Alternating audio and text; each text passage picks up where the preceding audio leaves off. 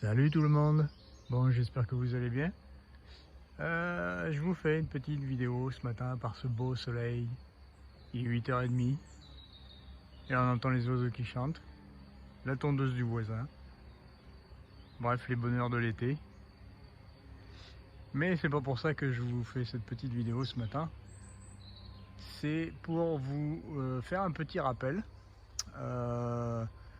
concernant l'observation en permaculture. Petit rappel qui m'a été adressé aussi ce matin, puisque en fait on a eu un petit souci à l'extérieur, entre guillemets. Alors ça a été une mauvaise surprise au départ. En fait on a été envahi par les fourmis rouges dans les toilettes sèches. Donc vous avez ici mon compost de toilettes sèches, et dans les 3 bacs qui sont ici vous avez les copeaux de toilettes sèches. Donc en fait, le souci c'est que les fourmis rouges ont envahi les toilettes sèches. Mais quand je vous dis envahi, c'est envahi. Donc vous voyez, déjà on peut en voir ici. Alors c'est une variété de fourmis rouges qui est très agressive. Hop, là voilà. Très agressive, assez grosse. Vous voyez. Et en fait il suffit que j'approche le doigt pour que elles agressent vraiment. Et quand elle est morte, elle est morte. Je peux vous dire que ça pique dur. Je me suis fait piquer les orteils l'autre jour parce que je marchais pieds nus à côté. Ben, je peux vous assurer que je le sens passer. Donc en fait, elles ont envahi l'entre-deux bacs. Vous voyez, il y en a partout. Donc l'entre-deux bacs était propre, hein, il était vide, il n'y avait rien. Et là, vous pouvez constater qu'il y en a jusqu'en haut. Alors qu'au niveau entre le 2e et le 3e bac, il n'y a rien. Pour le moment, il n'y a rien. Donc en fait, quand je vous parle d'observation, c'est parce que ma première idée ce matin, c'était de détruire ce foutu nid, parce qu'on en a ramené l'autre jour dans la maison, et là c'était plus la même histoire. Donc ma première idée ce matin, c'était de détruire ce nid. Sauf que quand j'ai ouvert, et c'est ce qu'on va faire maintenant, je vais vous montrer un peu tout ça. Donc là, j'ai juste une plaque de polycarbonate parce que j'ai pas eu le temps de faire de couvercle. Mais on a ces 3 bacs, voilà, de copeaux de toilettes sèches. Et en fait, ce sont des copeaux qu'on a préparés au printemps, mais qui ne servent pas pour le moment, puisqu'ils sont beaucoup trop gros, vous pouvez le voir. Beaucoup trop gros, ils ne cachent rien, ils ne masquent pas les odeurs, et en plus, ils ne sont pas secs. Donc l'idéal, c'est qu'ils, déjà dans un premier temps, qu'ils soient secs pour pouvoir absorber les liquides dans les toilettes sèches.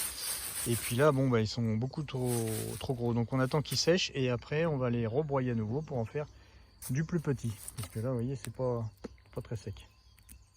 Non, ça craque pas. Et si vous voulez une petite astuce pour savoir si un bois est sec, normalement, quand vous le cassez, il doit faire le bruit du feu qui crépite. Mais là, vous voyez, c'est pas trop le cas encore. Ouais, non, il le fait pas. Donc là, il n'est pas du tout sec, donc on va attendre un peu. Mais je suis pas là pour vous parler des copeaux de toilettes sèches, on y vient. En fait, quand j'ai ouvert la plaque, et ben voilà ce que ça a donné. C'est que ces dames sont en train de me faire des copeaux de toilettes sèches aux petits oignons. Alors vous voyez la différence entre ça et ça? Alors au début, ce bac là, c'était la même chose que ça. Et ben voyez ce qu'elles en ont fait. J'ai des copeaux formidables, tout fins, tout petits. Alors je mets pas la main dedans parce que je vous dis, elles sont super agressives. Mais vous voyez, elles ont attaqué même le 2e bac. Et j'ai même de la sciure. Alors je sais pas comment elles font ça.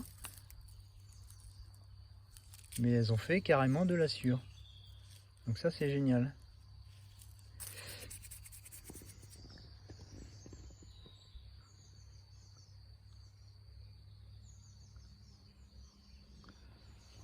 Donc je vais les laisser travailler tranquille pendant tout le temps qu'elles seront là en fait. Donc en général ça dure pas très longtemps. Il y en a pour aller une saison voire un an.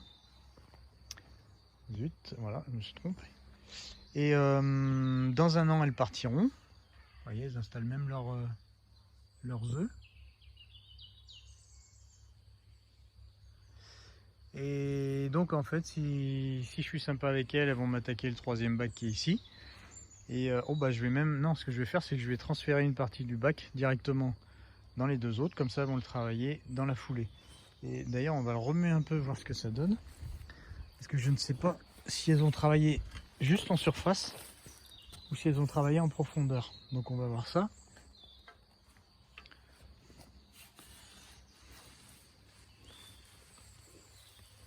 Oh mais c'est qu'elles ont fait tout le bac. Regardez comment ça bouge. Regardez ça. Il y en a des milliers. C'est impressionnant. Mais du coup elles sont formidables parce qu'elles m'ont travaillé tout le bac. Absolument tout le bac. Oh la vache. On va les laisser tranquilles. On va les laisser travailler. Et du coup, ce que je vais faire, c'est que je vais les alimenter régulièrement en broyat, en feuilles mortes. Et comme ça, elles vont s'en occuper tranquillement. Donc je vais pouvoir transférer mes bacs tranquillement. Là, je sais pas si elles ont fait quelque chose. Si, elles ont commencé là aussi. Voilà, les filles, ne vous énervez pas. Donc voilà, c'était juste pour vous faire ce petit rappel qui m'a été adressé ce matin. Comme quoi, il faut toujours observer avant d'agir. Une des leçons de la permaculture. Et en fait, elles vont travailler toutes seules. Donc par contre, il va falloir que j'aille récupérer des copeaux ailleurs. Mais je vais voir du coup à l'avenir si je vais pas préparer une année de copeaux avant. Et puis les laisser s'installer dedans tranquillement, quitte à piquer quelques fourmis dans un nid pour les introduire directement ici. Et puis comme ça, elles se développeront directement dedans. Ouais, c'est à voir ça. Donc voilà, et écoutez, je vous souhaite une belle journée. Et puis je vous dis à la prochaine. Allez, ciao ciao.